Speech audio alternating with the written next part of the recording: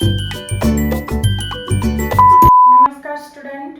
आज मैं आपको संस्कृत सब्जेक्ट पढ़ाने वाली हूँ, वो भी 10th स्टैंडर्ड का जो टॉपिक है वो। ज़्यादातर जो लोग गुजराती और इंग्लिश मीडियम दोनों में पढ़ाई कर रहे हैं उनको संस्कृत बहुत हार्ड पड़ता है, लेकिन क्योंकि मेरे पास अभी गुजराती की बुक अवेलेबल है इसके लिए यहाँ पे गुजराती आपको दिखेगा, लेकिन मैं हिंदी में एक्सप्लेन करूँगी जिससे इंग्लिश मीडियम और गुजराती मीडियम दोनों के जो बच्चे हैं वो दोनों के बच्चे अच्छी तरह से पढ़ पाए।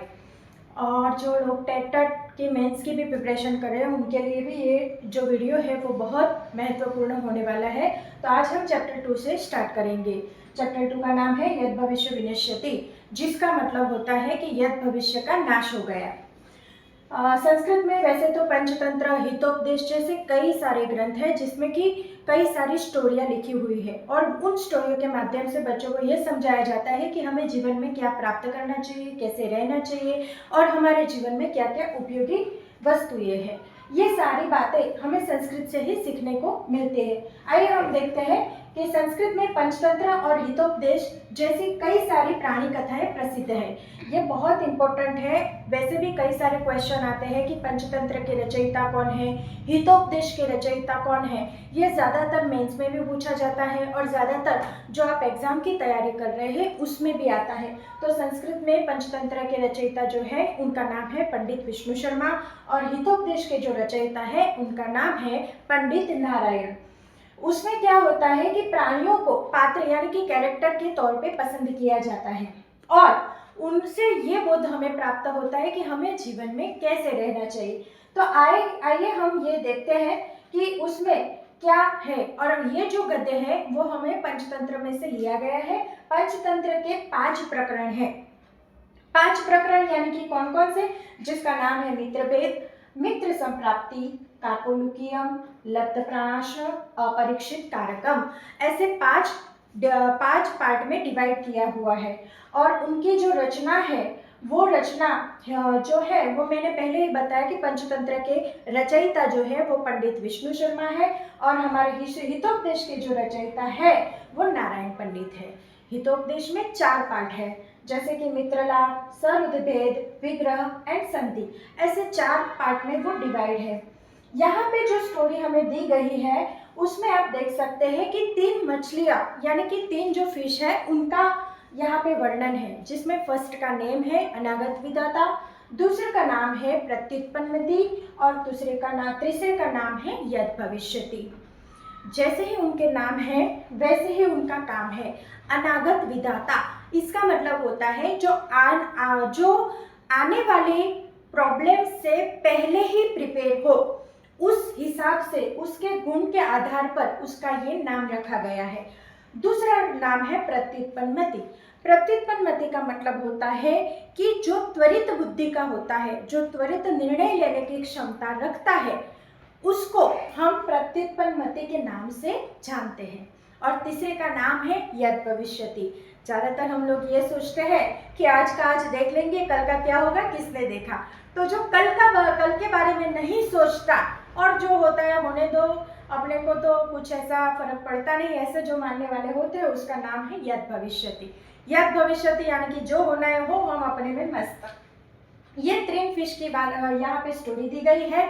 ये 3 जो फिश है उसको जो जब फिशरमैन आता है यानी कि जब मछलीमार है वो उसको पकड़ने के लिए आता है, तो ये 3 फिश अपने आप को बचाने के लिए क्या क्या करते हैं ये हम आज स्टोरी में पढ़ने वाले हैं। तो आइए हम स्टोरी शुरू करते हैं। सबसे पहले संस्कृत पढ़ाने से पहले मैं आपको ये बताना चाहती हूँ कि संस्कृत का जो प्रोनाउंसिएशन होता है, संस्कृत पढ़ने की जो रीत होती है वो आपको अच्छी तरह से आनी चाहिए, तभी आप अच्छी तरह से ट्रांसलेट कर सकते हैं। आइए हम देखते हैं। वैसे तो हमने ये स्टोरी स्टैंडर्ड 8 में इंग्लिश में पढ़ी हुई है, जिसमें यही स्टोरी है जो संस्कृत का इंग्लिश में ट्रांसलेशन आपको मिल जाएगा। जीएससीबी के जो स्टैंडर्ड 8 की बुक है उसमें ज़्यादातर ये स्टोरी पढ़ाई जाती है, जिसमें 3 फिश का नाम आता है, स्टूपिड, लेजी और क्लेवर समथिंग नाम है उसके। तो उसी में यही स्टोरी है, सिर्फ ट्रांसलेट करके वहाँ पे दिया गया है। तो आज हम देखते हैं, चले स्टार्ट करते हैं आज का लेसन। पुरा एकस्मिन् जलाशये अनागत विधाता प्रत्युत्पन्नति यत् भविष्य इति त्रयः मत्स्या वसन्ति स्म। अतः कदाचित् तं जलाशयं दृष्ट्वा धीवरैः उक्तम्, अहो बहुमत्स्यो अयम् इद। कदाचित् अपि न अस्माभिः अन्वेषितः, तदद्य आहारवृत्तिः सञ्जाता श्च अत्रागम्य मत्स्यकूर्मयोः व्यापादयितत्वा इति निश्चय। इस पैराग्राफ में बोला गया है। आइए हम एक एक करके वर्ड समझते हैं कि क्या बोला गया है। पुरा एकस्मिन् जलाशये, यानी कि पुरातन यानी कि प्राचीन काल की बात है। कोई एक जलाशय में अनागत विधाता, प्रत्युत्पन्नति और यत् भविष्य इति त्रयो मत्स्या वसन्ति स्म, यानी कि 3 मछलियां रहती थी। अतः कदाचित् तं जलाशयं दृष्ट्वा धीवरैः उक्तम्, इसलिए उस जलाशय को देख के जो फिशरमैन यानी कि जो मछलीमार था वो बोला, अहो बहुमत्स्यो अयम् इद, यहाँ पे तो बहुत सारी मछलियां हैं। कदाचित् अपि न अस्माभिः अन्वेषित, ऐसा लगता है कि पहले कोई यहाँ पे नहीं आया। तदद्य आहार वृत्ति संजाता, चलो अपना तो आहार वृत्ति का जो कार्य था वो हो गया। श्च अत्रागम्य मत्स्यकूर्मोदया व्यापादयितव्या इति निश्चया, तो मैं यहाँ पे मत्स्य और कूर्म यानी कि मछली और हम जैसे कछुआ, मछली और कछुओं को पकड़ने के लिए मैं कल आऊँगा, ऐसा वो निश्चय करता है। मित्रों, यहाँ पे जो लिखा है व्यापादयितव्या, ज़्यादातर हम संस्कृत ग्रामर में बहुत कच्चे होते हैं, तो इसके लिए जो कृदंत होते हैं, जो भविष्य काल के रूप होते हैं, उसके बारे में हम नहीं जानते। लेकिन यहाँ पे जो है तो ज़्यादातर ये पूरा एकस्मिन् जलाशय यानी कि पास्ट टेंस का यूज़ किया गया है। और यहाँ पे लिखा है कि मत्स्य कूर्मोदय व्यापादयितव्या इति निश्चय, यानी कि मछली और कछुओं के पकड़ने के लिए मैं कल आऊँगा, ऐसा वो निश्चय करता है। वो जो है वो भविष्य काल में है, वो हम बाद में देखेंगे। अभी हम दूसरे पेज पे जाते हैं और देखते हैं कि क्या बात है। अतः तेषां तत्पुरुषोपम वचनं समाकर्ण्य मत्स्याः परस्परं प्राहुः, श्रुतोऽयं धीवरालापम्, अधुना अस्माभिः किं कर्तव्यम्? तत्र अनागतविधाता नाम मत्स्या प्राह, नूनं प्रभातसमये धीवराः अत्रागम्य मत्स्यचक्षयं करिष्यन्ति इति मम मनसि वर्तते। तन्न युक्तं सम्प्रति क्षणमपि अत्र अवस्थातुम् अस्माभिः रात्रौ एव किञ्चित् समीपसर गन्तव्यम्। अहं तावत् जलाशयान्तरं गच्छामि। अभी क्या बोला, तो आइए देखते हैं। अतः तेषां तत्कुलिशोपम वचनं समाकर्ण्य मत्स्याः परस्परं प्राह, ऐसे शापित वचन सुन के जो मछलियाँ थी वो आपस में बात कर रही है। क्या बोल रही है, आइए हम देखते हैं। श्रुतोयम धीवरालापम, आपने फिशरमैन की बात सुनी यानी कि मछलीमार की बात सुनी। अधुना अस्माभिः किं कर्तव्यम्, अब हम क्या करेंगे? कल वो आएगा और हमको पकड़ के ले जाएगा, तो हमारा क्या होगा? ऐसा वो आपस में बात कर रहे हैं। तभी जो अनागत विधाता नाम की जो मछली है वो बोलती है क्या, नूनं प्रभात समये धीवराः अत्रागम्य मत्स्य संशयं करिष्यन्ति। मुझे ऐसा लगता है कि जो फिशरमैन यानी कि जो मछलीमार है वो कल सुबह आएगा और मछली पकड़ के यानी कि हम लोगों को पकड़ के ले जाएगा, ऐसा मेरा मानना है। तो अभी हमें क्या करना चाहिए? तो अनागत विधाता जो है वो बोलता है कि तन्न युक्तं सांप्रतं क्षणमपि अत्र न अवस्थातुम्, मुझे यहाँ पे एक क्षण भी रुकना नहीं है। क्यों? क्योंकि कल वो आएगा और मेरे मतलब मेरे बच्चे, मेरी बीवी सबको पकड़ के ले जाएगा, तो ऐसे हालत में मैं यहाँ पे कैसे रह सकता हूँ? तो मुझे यहाँ पे एक क्षण भी नहीं रुकना।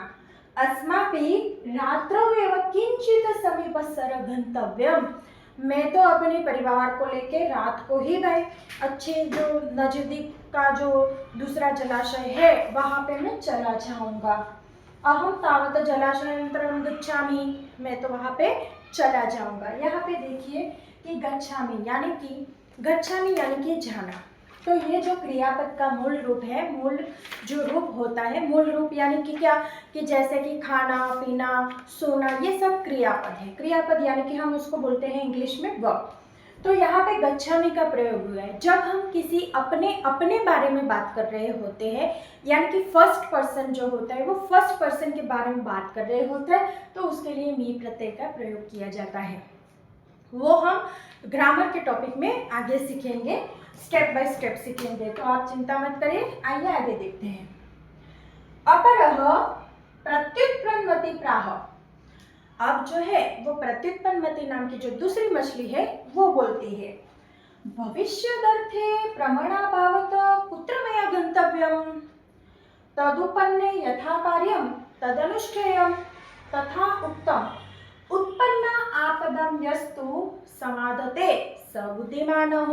अभी जो दूसरी मछली है वो अनागत विधाता जैसे नहीं सोचती, वो अपने बारे में कुछ मतलब उसको अपनी बुद्धि पे बहुत ज़्यादा ही भरोसा है, तो इसके लिए वो क्या बोलते हैं, भविष्यदर्थ प्रमाण भवत कुत्र मया गंतव्यम, यानी कि भविष्य में जो होने वाला है उसको उसकी सोच के मैं कहाँ पे जाऊँगा, तद उत्पन्न यथा कार्यम तदनुष्ठेयम, जब आपत्ति आएगी तब देख लेंगे कि क्या करना है, कैसे करना है, ऐसा।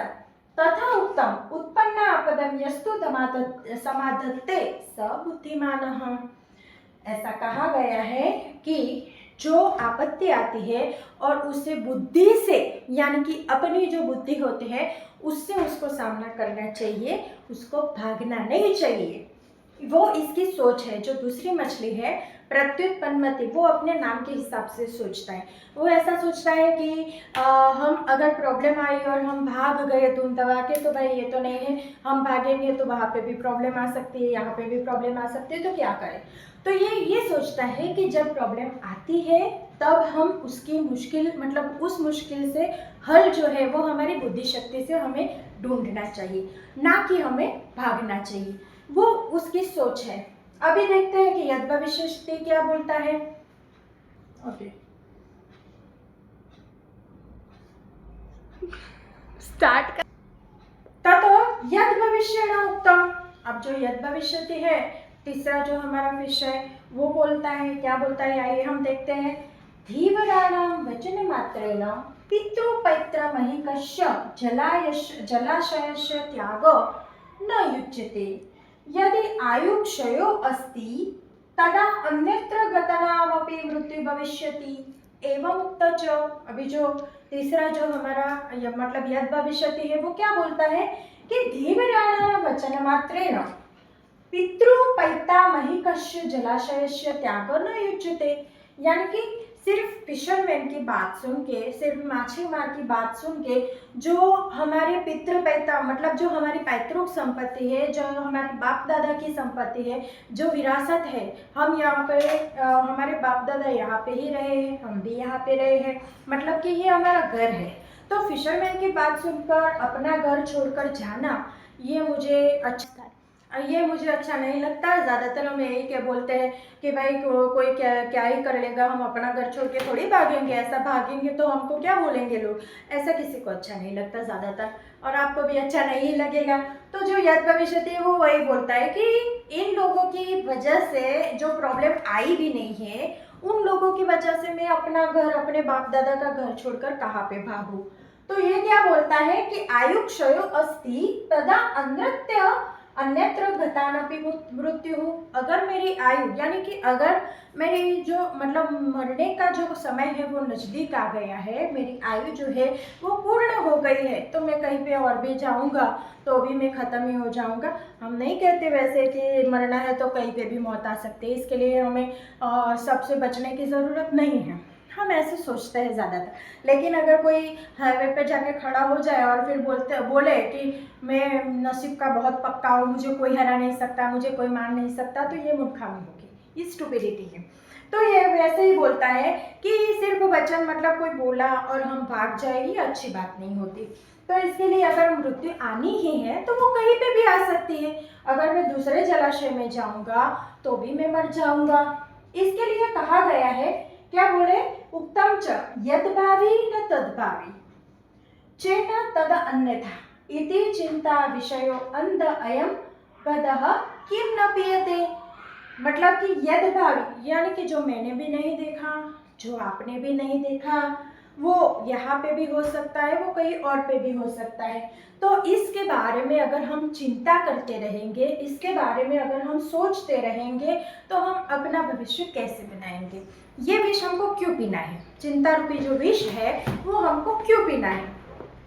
आगे देखिए, अतः तयोः निश्चयं ज्ञात्वा अनागत विधाता निष्क्रांत सपरिजनेन। अभी तीनों का निश्चय हो गया, तो इसके लिए अनागत विधाता क्या करता है कि वो अपने जो परिजन है यानी कि अपनी जो फैमिली है उसको लेके वहां से भाग जाता है। और द्वौ इम तत्रैव जलाशयौ स्थितौ, जो दो मछलियां थी वो जलाशय में बैठी रही। अपरेत्यु धीवरे आगत्य जलाशयम क्षालम क्षिप्तम। अभी सुबह सुबह जो फिशरमैन था वो आ गया और उसने क्या किया, तो जलाशय यानी कि जो सरोवर था उसमें उसने जाल फेंका, क्षिप्तम यानी कि फेंका। जालेन बध्य प्रत्युत्पन्नति मृतवद आत्मानं संदर्श स्थित। अभी जो जाल में दोनों फंस गए, कौन कौन फंस गया, यद भविष्यति और हमारा प्रत्युत्पन्नति। तो प्रत्युत्पन्नति मृतवद आत्माना संदर्श स्थित। प्रत्युत्पन्नति ने क्या कहा, क्या ऐसा नाटक किया कि जैसे वो मर गया है, खुद को मरा हुआ उसने दिखाया। ततो झालाद अपसारिता यथाशक्ति उत्प्लुत गंभीरम नीर प्रविष्ट। अभी जो फिशरमैन था उसने जहाज के लिए प्रत्युत्पन्नति को बाहर निकाला और देखा कि वो अभी जिंदा है कि मर गया। तो जैसे ही उसने वो जाल खोली, जो प्रत्युत्पन्नति था वो अपनी जितनी भी शक्ति थी उसे उस जाल से सरक कर वो गंभीर नीरव यानी कि जो पानी था वो पानी में बहुत दूर चला गया। यद भविष्य धीवरे प्राप्त व्यापादित च, और जो यद भविष्य था उसको वो जो फिशरमैन था उसने पकड़ लिया। अतः एवं उत्तम, इसके लिए कहा गया है, अनागत विधाता च प्रत्युत्पन्नतिस्तथा दवेतम सुखम एदेत यद भविष्य विनश्यति। यानी कि जो अनागत विधाता था और जो प्रत्युत्पन्नति था वो दोनों आराम से रहने लगे और जो यद भविष्यति था उसका नाश हो गया। अभी मित्रों, ये आपने जो स्टोरी सुनी वो आपको कैसी लगी वो मुझे आपको कमेंट में बताना है। और दूसरा मेरा ये क्वेश्चन है कि आपका स्वभाव इन तीनों मछलियों में से किसके जैसा है, ये भी आपको कमेंट करना है। और आपको ये भी बताना है कि इसमें से सबसे ज़्यादा क्लेवर कौन सी मछली थी, ये भी आपको कमेंट में बताना है। ओके, तो हम नेक्स्ट वीडियो में इसका स्वाध्याय जो है वो हम कंप्लीट करेंगे। बाय बाय, आज के लिए सिर्फ इतना ही।